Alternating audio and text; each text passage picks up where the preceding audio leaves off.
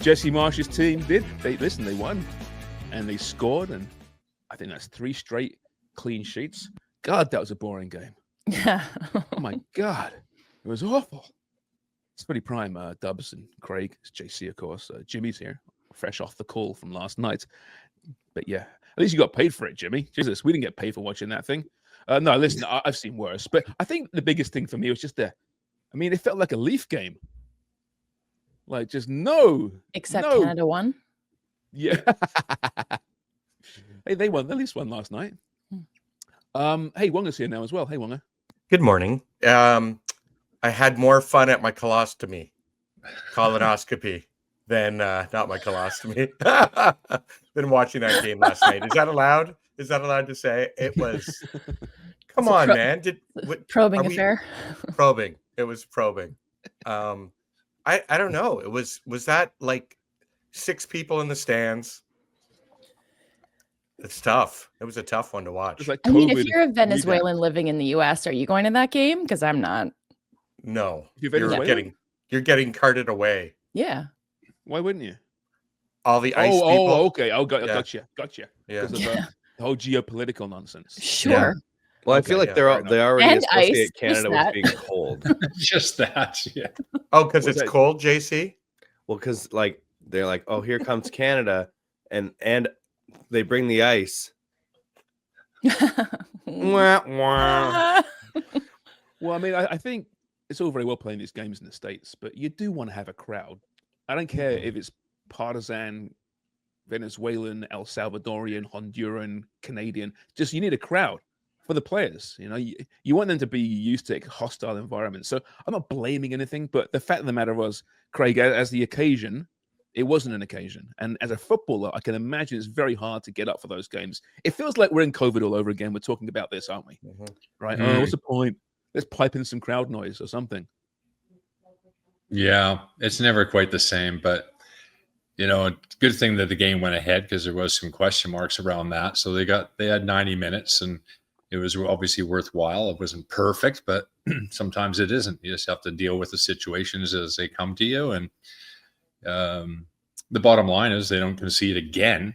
I think they've only conceded 1 in the last 6 games, given up 10 shots on target in the last 6 games. That's incredible. Like that's the positives that I'm taking out of what we've seen from this team, that they're difficult to beat even when they're not playing their best. Jimmy, is that the identity of this team now? It's defense and obviously we can talk about the press, yada yada, which wasn't much of last night, but they become a defensive juggernaut. Yeah, I'd like to think so. Again, you're right. It's a clean sheet. Was it a great game? No, but was there some positives that you can take away from it? Yeah, absolutely. There is, I think. You know, especially for me, just certain individuals. Again, Richie Laryea, fantastic. Just he's so consistent, isn't he? Alfie Jones as well. You know, his first international match with Canada, I thought he was very good. Obviously, Max makes a couple of good saves as well. So I think overall, yeah, defensively sound. Again, clean sheet, which is a massive positive. We haven't scored in 4 games from open play, and ended up bagging a couple of goals. But yeah, there was some positive, and obviously a few negatives as well. But you can understand, you know, the match being the way it was, and where you're playing, no fans, trying to create your own atmosphere. Especially, you know, a few days prior, you're playing in front of 30,000 people. So yeah, it is tough to get yourself going in situations like that. Dubs, Jimmy mentioned that Alfie Jones first match looked pretty good, and obviously you take into account the opponents who they're actually quite good. I thought Venezuela, but Alfie Jones slipped in perfectly beside Derek Cornelius, and then a few minutes in comes Joel Waterman, who was, as usual, dependable, tenacious. Centre back is suddenly a great area of strength for this team, it seems.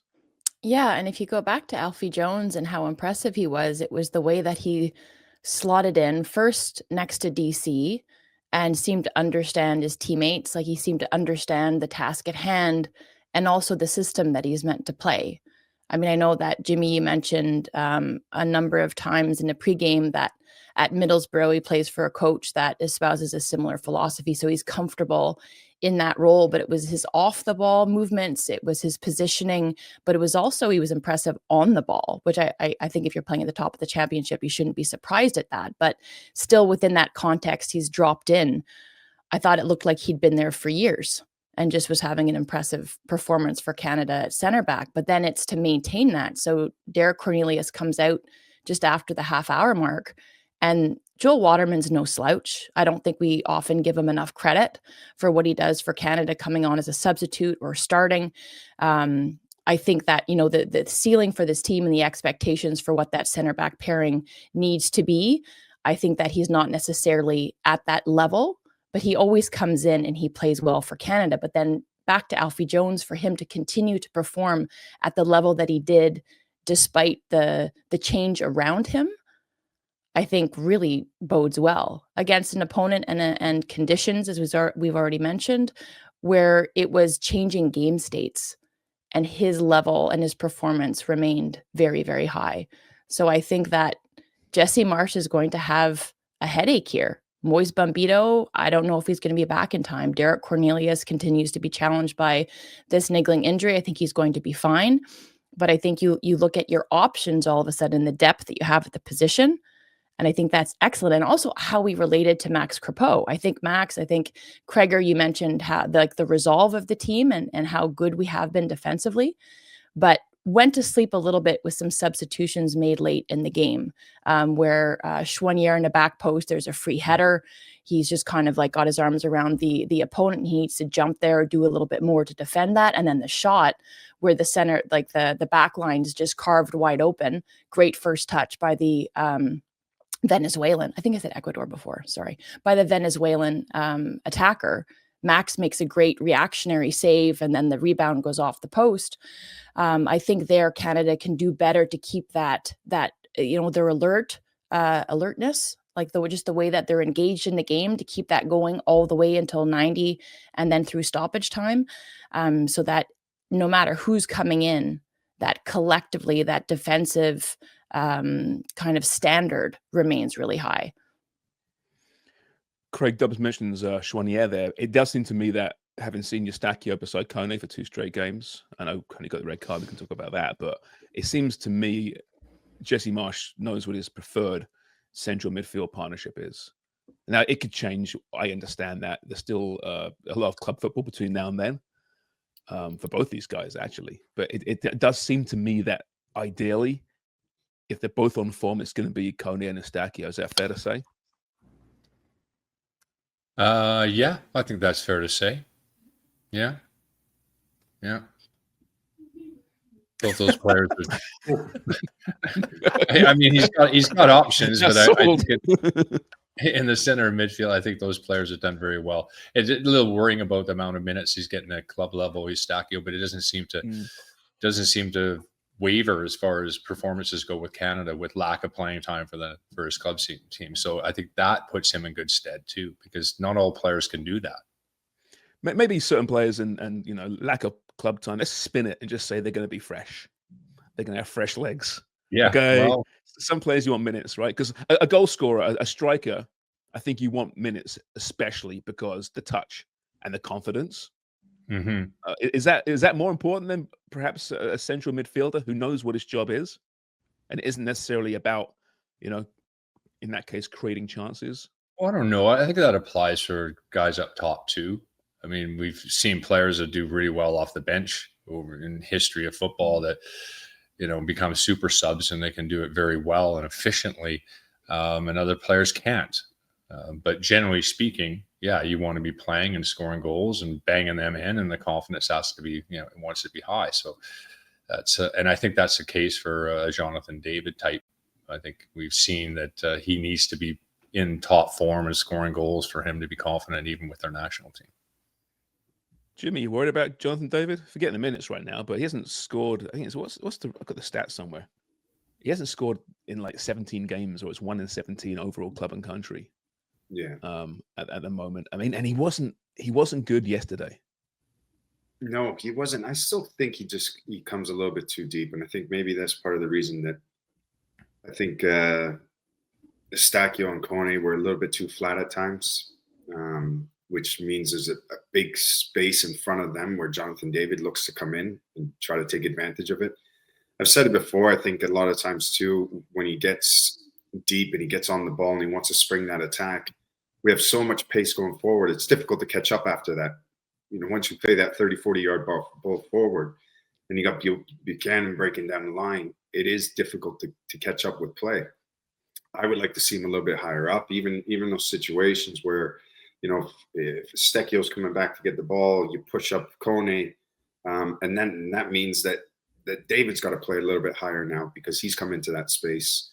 But I think that's part of the issue is that he is coming a little bit too deep, and especially when you got a guy who's a prolific goal scorer. Obviously, he's not showing it recently, but the man can score goals. You need him in the box. He has to be up in the box in order for him to score goals. I think the good thing, going back to that defensive midfield and just the midfield pairing, Sharms, you asked Kreger a few minutes ago now about Eustachio and Kone and how they kind of play off one another. They complement each other. I think you saw on Kone's goal what's possible with Richie playing, pulling wide, creating width on the attack. You're getting numbers, you're flooding the box.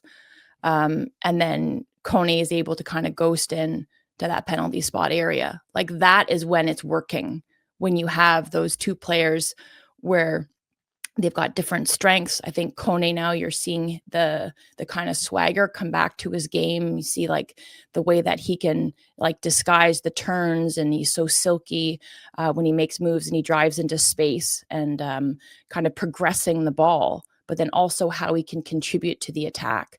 So if he's able to do that, to Jimmy's point, in the middle third especially, find that balance in when they're progressing the ball from the build-up, from the defensive third, and you can have that balance where Eustachio is checking back, and then you have Kone maybe finding the pockets that allows Jonathan David. It's a cascading effect. So you get numbers further up the pitch, and you've got Richie driving on the left, and you've got Tajon on the right, and then you've got Tanny who's stretching the back line. There's more pitch balance at that point, and Canada is infinitely more threatening. I know Tanny's got at this point, he's in pole position. Jesse Marsh said as much, to play alongside Jonathan David. But I don't think he did anything in these two games to say that is his position at all. I want more from Tanny, Jimmy, don't you? Yeah, of course we do. I mean, look, when Promise David came on, the first thing I said, I bet he scores. Obviously, he gets one chance, bang, it's in the back of the net. He's a man of his word. And for me, I think it's great that Tanny can start the press, and he can shepherd the ball certain areas where they can set up the trap and win the ball. But at the end of the day, I'm looking at it going, we need goals. And you got a big man on the bench who can bang it and score at almost every opportunity. It's ridiculous. This is a guy that should be starting up top for me. And I think, sometimes you make sacrifices. You say, okay, this guy, he's a big man up top. He's not going to press the way that we want to. But, surrounding players, I'm going to ask more of you now to start that press. But at the end of the day, get this guy the ball as quick as you can in the box, because at the end of the day, you have a number 9 who's proven to score goals at international level, at club level, and we've been struggling to score goals over the last number of games. So what's more important, the press or having a striker that can score goals and win you games? I think he's just a crap trainer at training, and he pretty much said that himself. I'm not saying this particular camp, but in the past, Jesse Marsh has been quite, honest about his assessment, saying, "Yeah, I really want him. He's got so much potential, this guy, but he's got to show it to me in training." And I think there was one game where he didn't get a minute, and I forget what game it was. It was over the summertime, and even Promise said, "Yeah, I've got to train better. I've got to practice better." Yeah, his own words. He said, "I was shocking." Yeah, I was shocking. That's because right. he was meant to start, and then he didn't. Yeah, yeah. But I like that from Jesse Marsh, though, right? You're going to do it this way. It's discipline, holding the team together. But yeah, I think we want to see him get some more minutes. So 20? I think he got 27 yesterday, or 17. Sorry, which was a step in the right direction. But yeah, he's formidable. He's a presence out there for sure, Craig. And if nothing else, he's bloody fun to watch. And I'm not saying Tanny isn't, but I want to see some more promise. It's it just shows you how important it is to train well, and what the coaches are looking at when you're training. Who was the worst? Okay, let's go around the footballers here. Who was the worst former teammate who was a great player, who was terrible in training and only got the minutes because of their reputation? Anyone could jump in with someone? I'd have to think about that. I'm not being too. Don't be too critical. I mean, I'm not being. As you can say, this guy was or this girl was, a legend. But my God, didn't put it in training. Anyone? Three of you got anyone you can throw out there? I don't know if there's anybody that wasn't putting it in. It's not effort, but sometimes training doesn't. Yeah, maybe an Alex Bunbury, like somebody like that who just seemed to score regularly for club and country, and in training wasn't overly dominant, I would say, maybe, but that's being a little bit harsh, maybe. Yeah. No, you just hammered your former teammate. That's good. No, Sharman makes you so happy. I think for social. I think if there's anything, there's one position where it was always the strikers where, I was gonna say, weren't the best trainers at times, but on a Saturday they would light it up and end up, not touching the ball for 80 minutes, and then all of a sudden, bang, goal. You didn't win in the match 1-0, and they didn't have a great week of training. But come Saturday, they stepped up and did their job. What's Dero like? How's Dero? Dero's a decent trainer. Okay. Thomas Rosinsky. He sucks sometimes in training. There you go. All right. He was unbelievable. He was unbelievable, though. Yeah. What a striker. One of the best strikers I think I've played with was Thomas. He was amazing. Still one of the most underrated Canadian strikers of all time, I think. Canadian players of all time. No one mentions him when they talk about great Canadians. I don't know why. He played in the Premier League.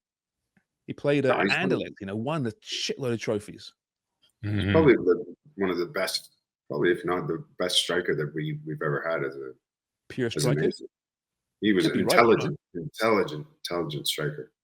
Would he maybe didn't quite fulfill his potential at international duty as we thought.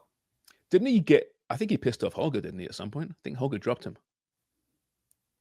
Forget everybody pissed off Holger at some point. Oh, really? But do you think if he was in his prime now, would Thomas Rosinsky start for Canada?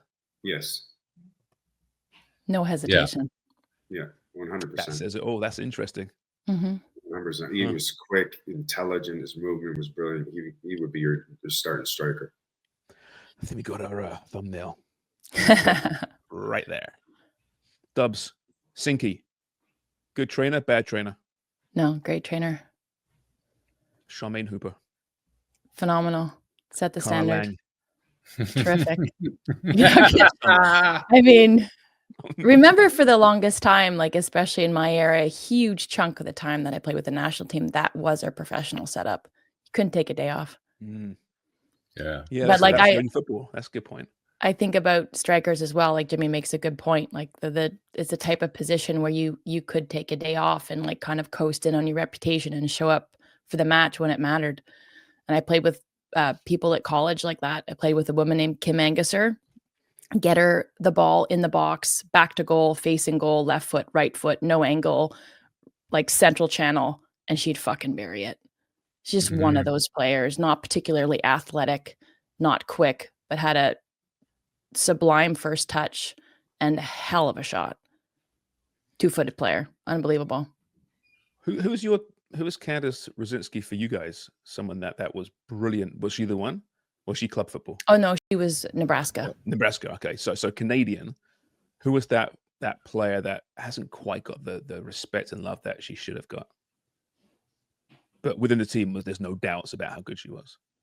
Well, I think in like the recency bias and obviously Sinky is generational and one of the best women's footballers, I think, globally.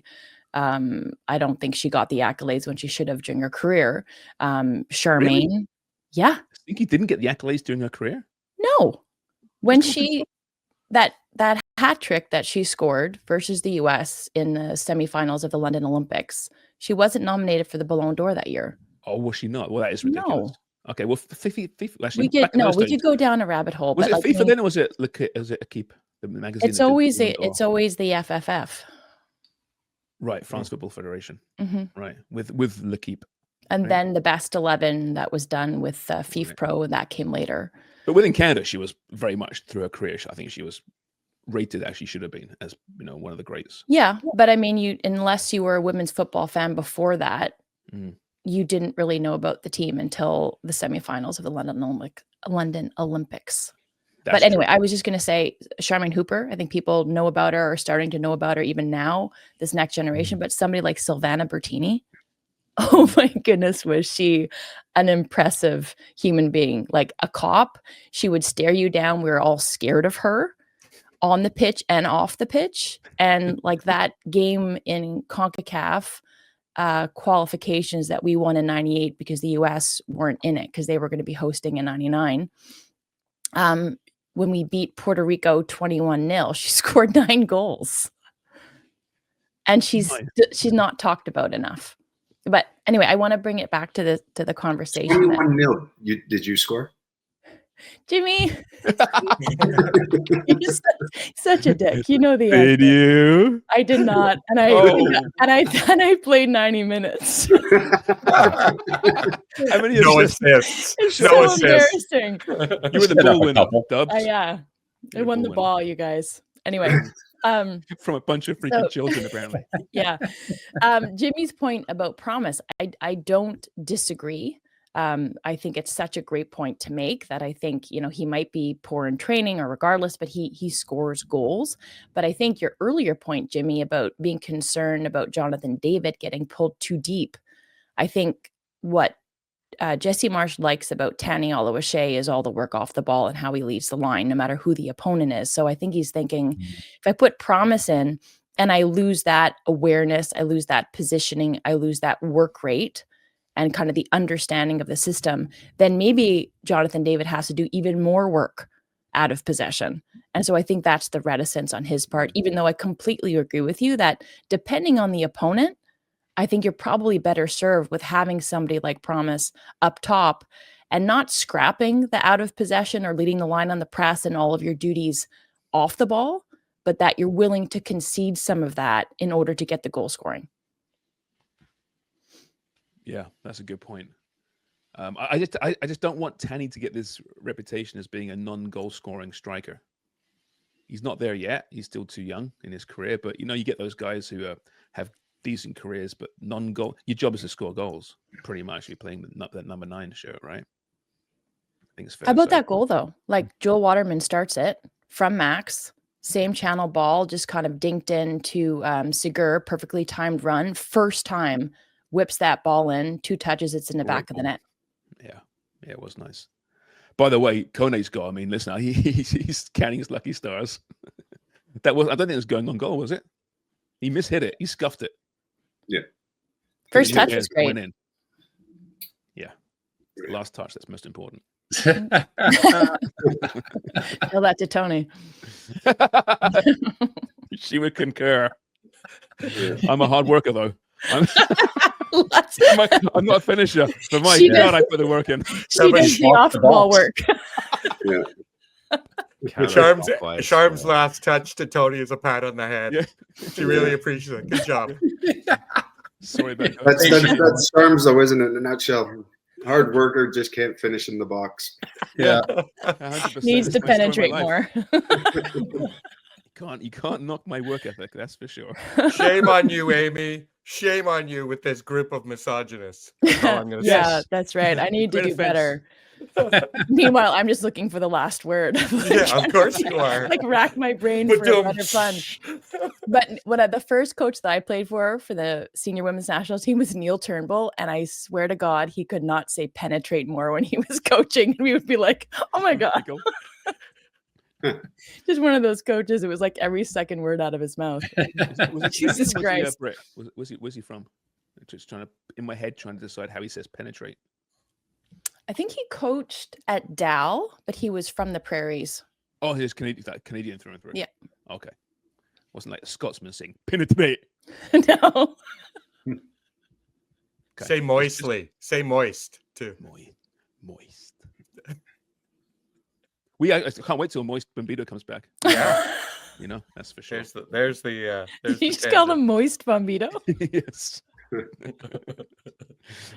But yeah, going back way back to earlier in the show, Alfie Jones, yes, did a great job, but let's not forget just what Moist Bombito is and can be. Anyway, depth there's great. So any final thoughts on the match from yesterday or 2025 as a whole? We'll regroup at the end of the year and talk about this, but Wongo, I see your light. Well, I just it seemed to me, and every time he's between the pipes, Max has a lot of confidence, or the team has a lot of confidence in Max. Yep. Like everything's a flow. He's making all the right decisions, and I'm not saying Dane's not. It's just there's a comfort level, perhaps, that they're used to. And it's to me, it shows, but I'm also biased. We've had Max on the show. We haven't he's a very, Craig and him text every once in a while. There's, I don't know. Maybe that's just not fair to make that comparison right now, but that's how it seemed last night, especially with nothing going on the pitch. I mean, the game, other than a weird scuffy kick from Kone and then an offside goal from Promise David. Wasn't offside. He wasn't offside. Oh, he was offside. No, he wasn't. Yeah. Yeah, look at it. They didn't have VAR. He was offside. It would have been called back. He was above the play. Yeah, but he wasn't interfering with play. Caldwell even said he was offside. No. Yeah, he did. No, I think he said it would have saying been looked at if there was VAR to make sure that he was onside, but he didn't say that's offside. But it would have been he didn't say that's. He said, "Oh, it would have been called back if they had VAR." That's basically what he said. I'm paraphrasing. So I think Kone's red card would have been rescinded had they looked at it again. Yeah. Mhm. Right. I don't think you can blame Kone. Okay, I do have a question. The question is: are referees should they be looking at this different from a friendly point of view, working into the FIFA World Cup, that they're not just pulling out red cards left and right? Is this not helpful, or is it helpful? Because teams are going to play with one man down and 10 against 10. Because this is 2 matches in a row. And I'm wondering, would that not be kind of a, hey, Ecuador fed and Canada fed, let's play it a little looser. We don't want anyone to get hurt, but obviously we don't want red cards being thrown all over the place. Jimmy, I don't know. Is this a thing? Am I being crazy? I mean, look, if it's a red card, it's a red card regardless. But in friendlies, I don't know. We were sitting there just talking, going, this is terrible, because now you're playing 10v10 for quite a long period of the game. Are you getting much out of it? Yeah, you are in a way, but not really. You want to play 11v11 from friendlies, and maybe in friendlies, if you've got 2 players sent off from both teams, maybe both managers agree that we go back to 11v11. I don't know. Just to get something out of it rather than playing 10v10 the whole time. Yeah, I think a coach's thing. I think just generally speaking, referees give too many red cards these days. Yeah, they're very quick. Very quick. And when the World Cup comes along, depending on where that referee is in the world, because they do referee differently in different continents, is very important how you go into the game and who you're dealing with and what kind of refereeing. And because we've seen this, what's happened, what Canada's had, counting Jesse, I guess that's 4 red cards in the last 14 games or something. That's a lot. Shaft, right? Kone. Yeah. Shaft, Kone, Jesse, and Ali. Ali, that's right. Yeah, of course. Yeah. 3 days ago. Yeah. No, but I mean, I don't know if that's a thing, like where because it is in, and I know there's no such thing as a friendly, but it is a thing in other sports where you go, hey, like we want things to even out here. This is it's called a friendly for a reason. Mhm. Still, if no one's there to see it, does it really happen? We've got some other World Cup qualifiers. Little teeny tiny teams getting to the World Cup. Scotland. Joking. I just don't. I'm part Scottish. I can say that. I'm allowed to. But Curacao, Haiti have now made it. We know about Cape Verde. My God, I'm waiting for some great heavyweight tilts at this World Cup in the group phase. There's going to be some beauts. Sorry, I'm not going to tell you what. That, but there's something we've criticized. I have certainly the 48 team World Cup, but there's something kind of magical about teams like Curacao, 156,000 people, Haiti. You know, if somebody needs a pick me up, it's Haiti. You know, no kidding, that's true. Right? They don't even play at home, and they managed to pull that off. It's quite exceptional. It's really, really quite something. And we got Iraq in the playoff as well, beating UAE in a 117th minute penalty. Like, what the hell?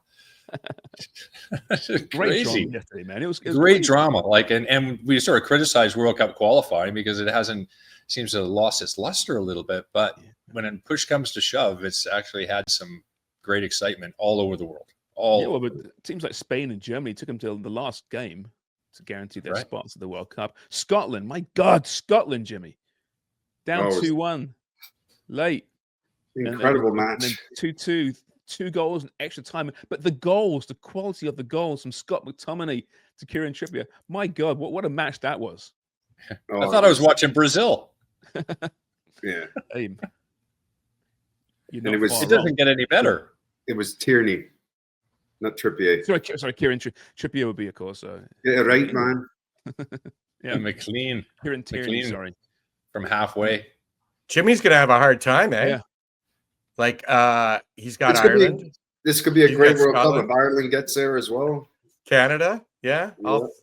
Imagine if there's some bad fog in Edinburgh and in Dublin, and they all of a sudden I'll have to fly out of Gatwick, and it's the English team, the Irish team, and the Scottish team. There'll be a lot of pubs getting broken in London that day. Yeah. Wales isn't out of it yet. No. Yeah. They're in there. They're in the playoffs, right? Amazing. Hope they don't get drawn with Ireland. I haven't looked into how the draw works, and that's again on my list today to do these kind of things for the playoffs. Or have they been determined? The draw's not been made, has it? I think we know about it overhead. Is John Carver still with Scotland? No, he's in Poland. That's right. Oh, head coach, right? Yeah, coaching a club team, man. Mm-hmm. Oh, yeah, good for him. Yeah, exactly.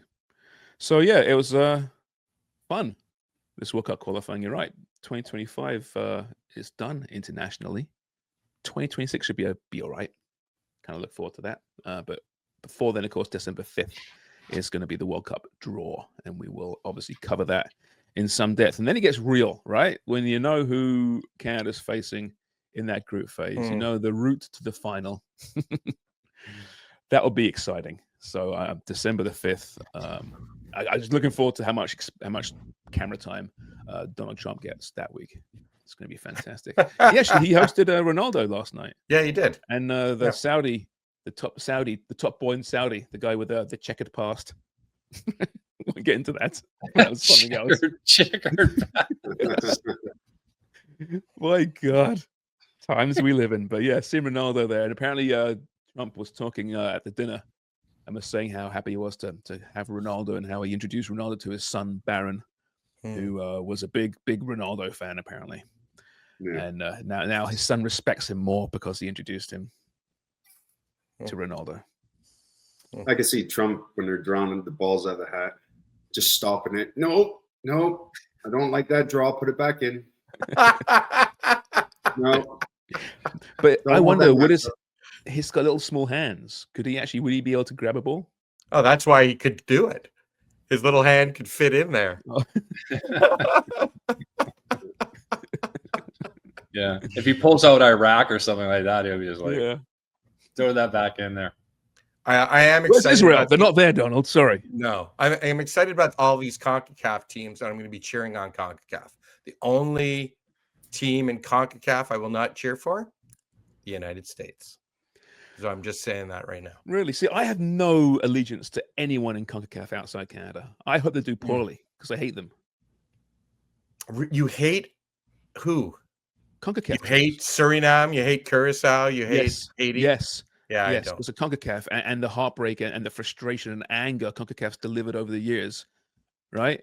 I don't want to see them do well. Oh, it's so good for CONCACAF. You're such a suck up every time Honduras Victor has done had a good run. Montagliani's Who on. cares? Who cares? Victor Montagliani's on, and Sharms is like, I'll tell CONCACAF's the Victor that. best. Fine. No, it's good that the region does well. Yes, that's the point. Someone that you played millions of games against those opponents, Craig, that disappoints me. I want to see more anger towards your former opponents here, okay? As a fan, I'm angry and I hate them all. I expect at least that from you. Yeah, I want us to do better than the United States, but I got nothing against them doing well in this tournament. Jimmy, come on, help me out here. No, I think you want the region to do well. If the region does do well, then there's opportunities for it to have more teams coming out of CONCACAF get into a World Cup. You're thinking too big picture here.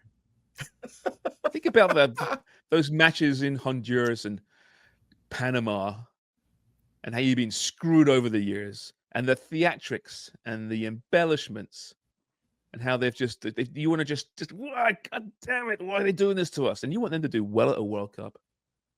All right, Curacao, okay, Yeah. tiny, nice little story, sure, I'll give you that. Yeah.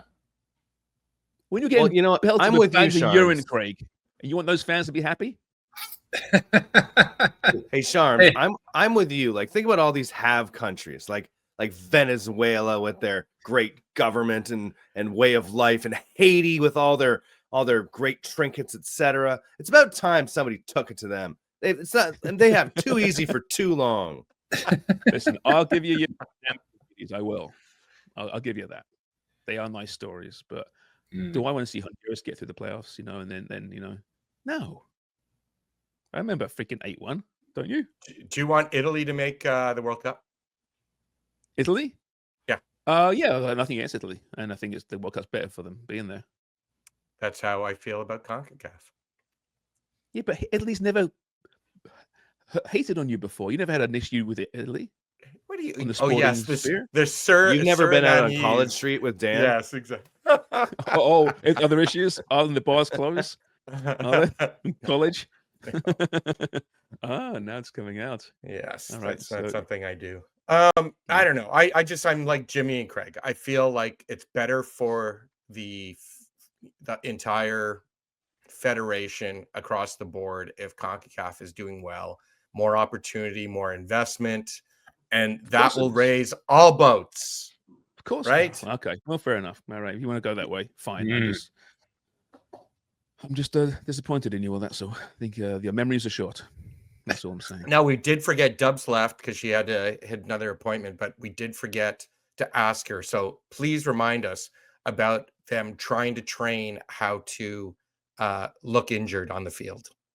Oh, that's right. Because there's got, we were talking on the dark web last night about, as a player, what are you doing when you're faking? If you're hurt, you're hurt. But when you're faking, are you counting? Like, I need 20 seconds of a full count. Like, how long? Because Joel Waterman, look, I'm just talking to Canadians. There were a couple times that you're like, Schaff got elbowed in the ribs and made a meal of it. And Steve Caldwell was like, oh, that's not a good look. And obviously he's bringing his European, especially his English or UK approach to it, Great Britain. But it would be awkward. Like, I think I don't know, Jimmy, Craig, do you ever sit there making a meal of a little touch and feeling awkward that you're on the ground too long or not enough? I don't agree with it. I don't like it. It's a stain on the game. But if you don't join them, you're going to be left behind. You're going to end up failing on opportunities when other teams would get you sent off and vice versa. So it's unfortunately as part of the game. It is, don't but like you know, let's keep in mind too, right? It's in all sports. You look at basketball; they're always trying to draw a foul. You get touched and make a meal of it, and falling back. And hockey, the same. A little tap now or a hook, and they're drawing penalties, and it's no different. No, in no, I soccer. agree. I agree with that. They But draw penalties. yeah, I agree with everyone's faking it. It's just the punishment in soccer is higher, whether it's a free kick, whether it's a yellow, whether it's a red. That's all. That's where that's why it's one of those things where you're like, hey, do we teach this now? Do we bring in a drama coach from Stratford? Some Shakespearean actress. Falling, yeah. Yeah. Oh yeah, we were always poor at diving. Well, if it's not in your DNA, it's not in your DNA. You don't Well, it's obviously in Richie's DNA. He did it yesterday when he got it's- attached in his face. He embellished that. Let's be honest. Yeah, He pulled the full Concacaf and he got a red card out of it. Richie's a masterclass actor already. We already know that. He really is. Dubsy was telling us last night, and she's left now, but we'll ask her about it next week or later this week about how once at Canadian training, they were practicing dives. And they were so bad that the coach said, "This is ridiculous. Get up." It was so bad. So I want to hear the full story. So please remind us, because between the five of us, we're going to forget. Yeah. All right. Okay. Anyway, that's Footy Prime for this Wednesday. We are back tomorrow talking some Vancouver Whitecaps. Might be a slightly later record. You'll find out why when you hear the show. Okay. But yeah, Whitecaps coming up with a massive tilt against LAFC as the MLS playoffs resume. Longest gap in history between games. Yeah. And by the way, did you see Steve McLaren resigned as Jamaica manager? Oh, from Jamaica. Did he really, eh? Yeah. It didn't work out for him, did it? Oh, Jamaica. No. So he's available, that's what you're saying. Oh, and shout out to Stephen Hart, who we saw on the weekend too. Great was seeing he Harty. there? Oh, nice. Yeah. Really good time. Good stuff. All right, everyone. Well, I hope you enjoyed that. Make sure you like and you subscribe to our little podcast here and watch us on YouTube and leave comments. And we'll get to a comment show very soon as well. Maybe even this week. We'll wait and see. So until next time, thanks so much and cheers for listening.